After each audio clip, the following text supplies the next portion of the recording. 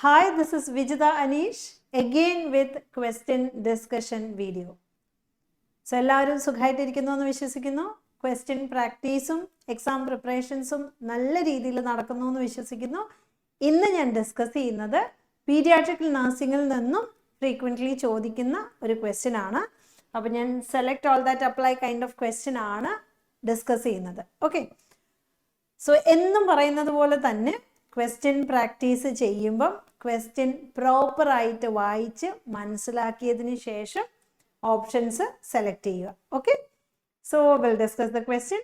The nurse is caring for A child who has had tonsillectomy. Hope the screen is clear to you. Yeah. So, who has a tonsillectomy?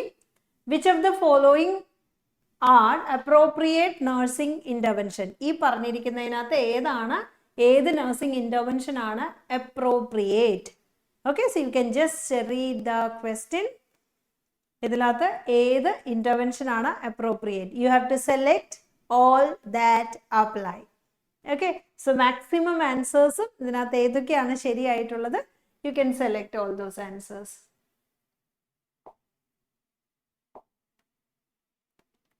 Option 1 says anticipate ear pain and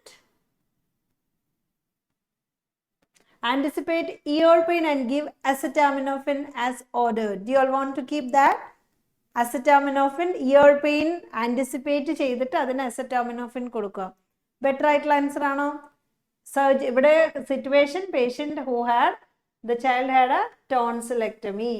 So post tonsillectomy ear pain accepted ആണോ?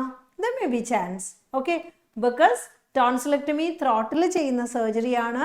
ഈ ത്രോട്ടിലേക്ക് നമ്മളുടെ Eustachian ട്യൂബുമായിട്ടുള്ള ഒരു connection ഉണ്ട്. അപ്പോൾ automatically എന്ത് വരും? Year pain നമുക്ക് anticipate ചെയ്യാം. If there is pain administer medications. Okay, so I will just take this first one. And what about second one? Educate the parent to expect the child to develop bad breath post-operatively. You are simply educating the parent. പാരന്റിനോട് പറയുകയാണ് bad breath ഉണ്ടാവും surgery കഴിയുമ്പോൾ. Usually post tonsillectomy if you keep NPO status വെക്കുമ്പോൾ എപ്പോഴും എന്ത് വരാനുള്ള tendency ഉണ്ട്? Oral bad order halitosis വരാനുള്ള chance ഉണ്ട്. ബാഡ് ബ്രെത്ത് യൂഷ്വലി ഒരു ഇൻഫെക്ഷൻ്റെ സൈനായിട്ട് നമുക്ക് കൺസിഡർ ചെയ്യാം. എന്നിരുന്നാൽ പോലും ടോൺസിലെക്ടമി എന്ന് പറയുന്ന ഒരു സർജറി ചെയ്യുമ്പോൾ അല്ലെങ്കിൽ ഏത് ത്രോട്ട് സർജറി ചെയ്താലും bad breath like initially it would be normal fine. അപ്പോൾ ഓറൽ ഹൈജീൻ മെയിൻറ്റെയിൻ ചെയ്ത് കഴിയുമ്പോഴാണ് അത് ഓക്കെ ആവുന്നത്. അപ്പോൾ ഇതും നമുക്ക് എന്ത് ചെയ്യാം? കൺസിഡർ ചെയ്യാം. ഓക്കെ, സോ ഫസ്റ്റ് വൺ എടുത്തു, സെക്കൻഡ് വൺ എടുത്തു, and third one encourage the child to drink cold liquids through straw. As the child to, അല്ലെങ്കിൽ നമ്മളിവിടെ എഡ്യൂക്കേറ്റ് ചെയ്യുവാണ് കുഞ്ഞിനെ കൊണ്ട് കോൾഡ് ലിക്വിഡ് കുടിക്കുക. എങ്ങനെയാണ്? സ്ട്രോയിൽ. സ്ട്രോ യൂസ് ചെയ്ത് കുടിക്കാമോ? Cold liquid is okay, but straw use ചെയ്ത് കുടിക്കുന്നത് it's wrong. So I can remove this. Now fourth one is notify the health care provider about frequent and increased swallowing. Frequent and increased സ്വാലോയിങ്ങിനെ കുറിച്ച് അങ്ങനെ വന്നാൽ അത് notify ചെയ്യുക. What do you think? Frequent swallowing is indicating. Frequent swallowing, it is indicating that the child is having bleeding. Post tonsillectomy കഴിഞ്ഞിട്ടുള്ള ഒരു കുഞ്ഞിന് frequent swallowing ബ്ലീഡിങ്ങിനെയാണ് indicate ചെയ്യുന്നത്. അപ്പോൾ അതുകൊണ്ട് തന്നെ ഡെഫിനറ്റ്ലി നമ്മൾ എന്ത് ചെയ്യണം? ഇൻഫോം ചെയ്യണം അല്ലേ? ഓക്കെ, അപ്പം it's not only applicable in tonsillectomy, it is applicable in thyroidectomy, adenoidectomy, tonsillectomy. ഇവിടെയൊക്കെ ഫ്രീക്വൻറ്റ് സ്വാലോയിങ് വന്നാൽ അത് ഇൻഡിക്കേറ്റ് ചെയ്യുന്നത്, സർജറി കഴിഞ്ഞിട്ട് ഫ്രീക്വൻറ്റ് സ്വാലോയിങ് ഉണ്ടെങ്കിൽ അത് ഇൻഡിക്കേറ്റ് ചെയ്യുന്നത് ബ്ലീഡിങ് ആണ്. അപ്പോൾ സർജറി കഴിഞ്ഞിട്ടുള്ള ഫസ്റ്റ് കോംപ്ലിക്കേഷനും എന്താണ്? Bleeding. So this is also an important thing. Fourth വണ്ണും നമുക്ക് എടുക്കാം. And what is fifth one? Use an oral suction device regularly to remove the secretions. Okay, അപ്പോൾ ഇവിടെ എന്ത് ചെയ്യണം? Suction, oral suction device use ചെയ്തിട്ട് സെക്രീഷൻസിനെ റിമൂവ് ചെയ്യുക. സക്ഷൻ ചെയ്യുമ്പം പിന്നെയും ബ്ലീഡിങ് വരാനുള്ള ടെൻഡൻസി കൂടുതലായിരിക്കും. ഓക്കെ, അപ്പോൾ നമുക്ക് ഇതിനകത്ത് സക്ഷൻ ആവശ്യമുണ്ടോ? ഇല്ല. അപ്പോൾ ഇതിനകത്ത് റോങ് ആയിട്ട് വരുന്നത് third and fifth one wrong ആണ്. So the answer is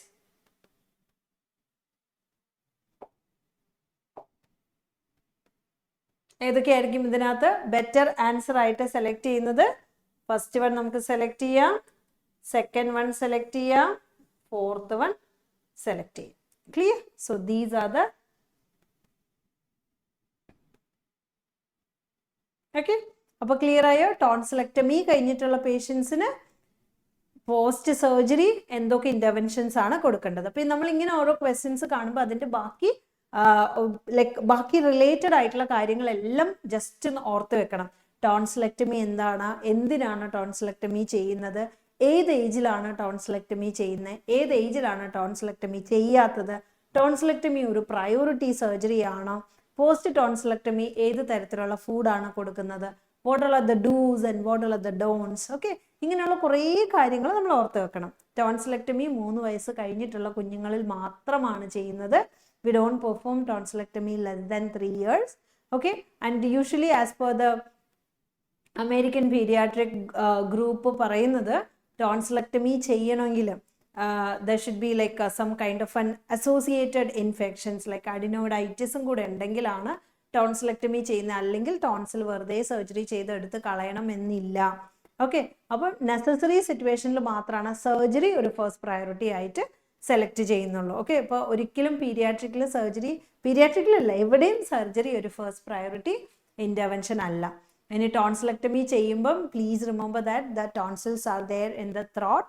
so if you remove that we are making an incision over there, so it causes bleeding and it causes respiratory problem. Okay, so post surgery how do we manage? Okay, so tonsillectomy post interventions ഇതൊക്കെയാണ് frequent ആയിട്ട് എക്സാംസിന് question ചോദിക്കുന്നത്. Okay, അപ്പോൾ clear ആയല്ലോ? Key points കിട്ടിയല്ലോ?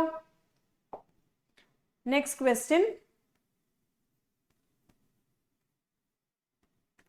A home health nurse is managing care for an adolescent client with a cystic fibrosis. Which of the following is the potential complication should the nurse consider when developing nursing care plan? So, ഇവിടെ home health nurse is managing ഒരു കുഞ്ഞിനെ manage ചെയ്യുകയാണ്. And what is the diagnosis? Cystic fibrosis. So we should understand what is cystic fibrosis. Cystic fibrosis എന്ന് പറയുന്നത് it is an exocrinal gland dysfunction. Okay, അപ്പോൾ exocrinal gland dysfunction ആണ് cystic fibrosis. So cystic fibrosis ഉള്ള കുഞ്ഞുങ്ങളിൽ it effect GI system, it effect the skin, it affects the respiratory system and reproductive system. Okay, exocrine glands proper ആയിട്ട് function ചെയ്യാതെ secretions produce ചെയ്യും, പക്ഷെ അത് excretion നടക്കാതെ പാൻക്രിയാസിലെ pancreatic juices ഡിയോഡനത്തിലേക്ക് വരാതെ കെട്ടിക്കിടക്കുകയും respiratory tract respiratory secretions get accumulated in the respiratory tract and it causes respiratory respiratory tract get obstructed. By the reason respiratory secretions mucus producing secretions produce ചെയ്തിട്ട് അത് proper ആയിട്ട് excrete ചെയ്ത് പുറത്തേക്ക് വരാതിരിക്കുമ്പോൾ അത് automatically the secretions characteristic turns into thick tenacious secretions ആയിട്ട് മാറും. Okay, അപ്പം exocrinal gland ഡിസ്ഫങ്ഷനിൽ എക്സോക്രൈനൽ സെക്രീഷൻസ് റെസ്പിറേറ്ററി ട്രാക്റ്റിൽ അക്യുമുലേറ്റ് ചെയ്യുന്നു, അത് പുറത്തേക്ക് പോകുന്നില്ല, അപ്പോൾ അത് നല്ല തിക്കായിട്ട് മാറി പിന്നെ അതിൻ്റെ ഔട്ട് വേസിനെ ബ്ലോക്ക് ചെയ്യുന്നു. അങ്ങനെ ഒരുപാട് റെസ്പിറേറ്ററി ഇൻഫെക്ഷൻസ് വരാനുള്ളൊരു ടെൻഡൻസി ഉണ്ട്. അതാണ് സിസ്റ്റിക് ഫൈബ്രോസിസിൽ. അപ്പം സിസ്റ്റിക് ഫൈബ്രോസിസ് റെസ്പിറേറ്ററി സിസ്റ്റത്തെ എഫക്റ്റ് ചെയ്യുന്നു, ഗ്യാസ്ട്രോ ഇൻറ്റസ്റ്റൈനൽ സിസ്റ്റത്തിൽ പാൻക്രിയാറ്റിക് മെറ്റബോളിസത്തെ എഫക്റ്റ് ചെയ്യുന്നു, അത് സ്കിന്നിനെ എഫക്റ്റ് ചെയ്ത് സോൾട്ടി ടേസ്റ്റഡ് സ്കിൻ അല്ലെങ്കിൽ ലൈക്ക് സോൾട്ട് സ്വെറ്റ് അക്യുമുലേറ്റ് ചെയ്തിട്ട് സ്കിന്നിന് ഡാമേജ് ഉണ്ടാക്കുന്നു, അതുപോലെ അത് റീപ്രൊഡക്റ്റീവ് സിസ്റ്റത്തെ എഫക്റ്റ് ചെയ്യുന്നു. ഇത്രയും സിസ്റ്റത്തെയാണ് എഫക്റ്റ് ചെയ്യുന്നത്. അപ്പോൾ എന്ത് കോംപ്ലിക്കേഷൻസ് ഉണ്ടാവുന്നതാണ് ഇവിടെ നമ്മൾ കൺസിഡർ ചെയ്യേണ്ടത്. Okay, so complication should the nurse consider when developing nursing care plan. ഇവർക്ക് നഴ്സിംഗ് കെയർ പ്ലാൻ ചെയ്യുന്ന സമയത്ത് എന്ത് കോംപ്ലിക്കേഷൻ മനസ്സിൽ വെച്ചിട്ടാണ് നഴ്സിംഗ് കെയർ പ്ലാൻ ചെയ്യേണ്ടത്. Okay, number 1 chronic hypoxemia. So ഇവിടെ ഹൈപ്പോക്സീമിയ വരാനുള്ള ടെൻഡൻസി ഉണ്ടോ? Yes, chronic hypoxemia yes, because already ഞാൻ പറഞ്ഞു ഇത് റെസ്പിറേറ്ററി ട്രാക്കിനെ എഫക്ട് ചെയ്യുന്നുണ്ട്. അപ്പോൾ റെസ്പിറേറ്ററി ട്രാക്കിൽ ഇപ്പോൾ ഫോർ എക്സാമ്പിൾ ഇതൊരു റെസ്പിറേറ്ററി ലങ്സ്, ഓക്കെ. സോ ഇവിടെയാണ് സെക്രീഷൻസ് പ്രൊഡ്യൂസ് ചെയ്യുന്നത്. ഈ സെക്രീഷൻസ് പ്രൊഡ്യൂസ് ചെയ്തിട്ട് അത് പുറത്തേക്ക് പോകത്തില്ല, മനസ്സിലാവുണ്ടോ? അപ്പോൾ അത് അവിടെ തന്നെ അക്യുമുലേറ്റ് ചെയ്തിട്ട് സെക്രീഷൻസ് എല്ലാം റെസ്പിറേറ്ററി ട്രാക്കിൽ അക്യുമുലേറ്റ് ചെയ്ത് റെസ്പിറേറ്ററി ട്രാക്ക് നാരോ ആവും, ബ്രോങ്കോ കൺസ്ട്രക്ഷൻ ഉണ്ടാവും. അപ്പോൾ ഓക്സിജന്റെ എൻട്രി കുറയും, സെക്രീഷൻസ് ഒത്തിരി കെട്ടിക്കിടക്കുന്നതുകൊണ്ട് തന്നെ ഇൻഫെക്ഷൻസിന്റെ ചാൻസ് കൂടുതലായിരിക്കും. ഓക്കെ, അപ്പോൾ ഡെഫിനറ്റ്ലി ക്രോണിക് ഹൈപ്പോക്സീമിയ ഉറപ്പായിട്ടും ഉണ്ടാവും. 2 ഡയബറ്റിസ് ഇൻസിപ്പിഡസ്. ഡയബറ്റിസ് ഇൻസിപ്പിഡസ് എന്ന് പറഞ്ഞാൽ ADH ഉണ്ടല്ലോ, ആന്റി ഡയബറ്റിക് ഹോർമോൺ, അത് ഡിക്രീസ്ഡ് ആവുന്ന കണ്ടീഷൻ ആണ് വിച്ച് കോസസ് എക്സസീവ് ആയിട്ടുണ്ടാവുന്ന യൂറിനേഷൻ. ഇത് പോസ്റ്റീരിയർ പിറ്റ്യൂട്ടറി ഹോർമോൺ ആയിട്ടുള്ള ADH കുറയുക, അതും ഇതുമായിട്ടൊരു ബന്ധമില്ല. അപ്പൊ അതുകൊണ്ട് നമുക്ക് അത് വേണ്ട. Okay, fine. ആൻഡ് മൂന്നാമത്തത് frequent respiratory infection. Definitely respiratory infection നമ്മൾ ഓൾറെഡി പറഞ്ഞതാണ്. അപ്പോൾ റെസ്പിറേറ്ററി ഇൻഫെക്ഷൻസ് നമുക്ക് എടുക്കാം. And obesity.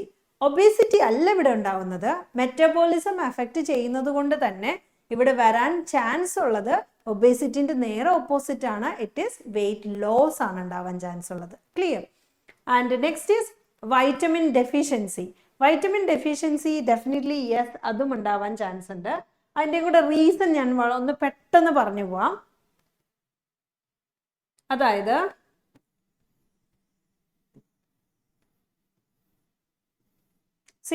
സ്റ്റൊമക്, ഡിയോഡനം, ഇവിടെയാണ് നമ്മുടെ പാൻക്രിയാസ് ഉള്ളത്. ഓക്കെ, ഈ പാൻക്രിയാറ്റിക് ജ്യൂസസ്, അമിലേസ് ലിപ്പേസ്, ഇത് എക്സോക്രൈനൽ ജ്യൂസ് ആണ്. ഈ പാൻക്രിയാറ്റിക് ജ്യൂസ് എന്ത് ചെയ്യണം? ഡിയോഡനത്തിലേക്ക് വന്ന് മെറ്റബോളിസം നടക്കണം. ഓക്കെ, അപ്പൊ മെറ്റബോളിസം നടക്കില്ല, ബിക്കോസ് ഈ ജ്യൂസ് ഇങ്ങോട്ട് വരില്ല, എക്സ്ക്രീഷൻ പ്രശ്നമാണ്. അപ്പോൾ അമിലേസ് ലിപ്പേസ് എന്ത് ചെയ്യും? ഈ പാൻക്രിയാസിൽ തന്നെ കെട്ടിക്കിടക്കും, എന്നിട്ട് ഗ്രാജുവലി പാൻക്രിയാസിനെ ഡാമേജ് ചെയ്യും. അപ്പോൾ ഈ amylase lipase which is necessary for protein and fat metabolism. അപ്പോൾ protein and fat metabolism impaired ആവുന്നു. Okay, then fat is necessary for, നമ്മുടെ ബ്ലഡിൽ ഫാറ്റ് ഉണ്ടല്ലോ, ആ ഫാറ്റ് നെസസറി ആണ് fat soluble vitamin. Fat soluble vitamin ADEK. ഏതൊക്കെയാ? ADEK, vitamin A, vitamin DEK. ഈ 4 എണ്ണം ഫാറ്റ് സോല്യുബിൾ വൈറ്റമിൻ ആണ്. നമ്മുടെ ബ്ലഡിൽ ഫാറ്റ് ഇല്ലെങ്കിൽ ഇത് വൈറ്റമിൻ അബ്സോർബ് ആവില്ല. എന്നാൽ ഈ പറയുന്ന വൈറ്റമിൻ ഒക്കെ നമ്മുടെ ബോഡിക്ക് അത്യാവശ്യമാണ്, മനസ്സിലാവുണ്ടോ? അപ്പോൾ സിസ്റ്റിക് ഫൈബ്രോസിസ് ഉള്ള ഒരു പേഷ്യൻറ്റിന് ന്യൂട്രീഷണൽ ഡെഫിഷ്യൻസി ഉണ്ടാവും, വൈറ്റമിൻ ഡെഫിഷ്യൻസിയും ഉണ്ടാവും, പേഷ്യൻറ്റിൻ്റെ വെയിറ്റ് കുറയും, മനസ്സിലാവുണ്ടോ? കാരണം എന്താണ്? പ്രോപ്പർ ആയിട്ടുള്ള ഡൈജഷൻ നടക്കുന്നില്ല. ഇത് കൂടാതെ പാൻക്രിയാസ് ഡാമേജ് ആവുന്നതിൻ്റെ ഭാഗമായിട്ട് ലേറ്റർ ഓൺ ഡയബറ്റിസും ഉണ്ടാവാം. ക്ലിയർ ആയോ? സോ കോംപ്ലിക്കേഷൻസ് ഇവിടെ നമ്മൾ കൺസിഡർ ചെയ്യുവാണെങ്കിൽ, കോംപ്ലിക്കേഷൻസ് നമ്മൾ പറഞ്ഞത് chronic hypoxemia, frequent respiratory infections and vitamin deficiencies. Okay, vitamin deficiency ഏതാണെന്ന് ഓർക്കണേ. It's vitamin ADEK, that is fat soluble vitamins. Okay, അപ്പം നമ്മളുടെ എല്ലാ ലൈവ് സെഷനിലും ഓരോ സിസ്റ്റം കഴിയുമ്പം നമ്മൾ അതിൽ നിന്നുള്ള ക്വസ്റ്റ്യൻസ് വളരെ ഡീറ്റെയിൽഡ് ആയിട്ട് ഡിസ്കഷൻ ചെയ്യുന്നുണ്ട്. അപ്പം ക്വസ്റ്റ്യൻ ഡിസ്കഷൻ ക്ലാസ്സുകൾ അറ്റൻഡ് ചെയ്യാൻ ആഗ്രഹിക്കുന്നുണ്ടെങ്കിൽ നിങ്ങൾക്ക് ഈ വീഡിയോയിൽ കാണുന്ന നമ്പറിൽ അല്ലെങ്കിൽ സ്ക്രീനിൽ കാണുന്ന നമ്പറിൽ നിങ്ങൾക്ക് കോൺടാക്റ്റ് ചെയ്യാം. ക്ലിയർ? സോ എല്ലാ ക്വസ്റ്റ്യൻ ഡിസ്കഷൻ ക്ലാസ്സുകളും നിങ്ങൾക്ക് ആ സെയിം ടൈമിൽ തന്നെ കാണണം, അല്ലെങ്കിൽ ഞാൻ ഈ പോസ്റ്റ് ചെയ്യുന്ന സമയത്ത് തന്നെ കാണണം എന്നുണ്ടെങ്കിൽ നിർബന്ധമായിട്ടും സബ്സ്ക്രൈബ് ചെയ്യുക. ഓക്കെ, സോ ആ ബെൽ ഐക്കണും കൂടെ ഒന്ന് പ്രസ് ചെയ്യണം. Fine. So thank you so much for watching. All the very best. God bless you all.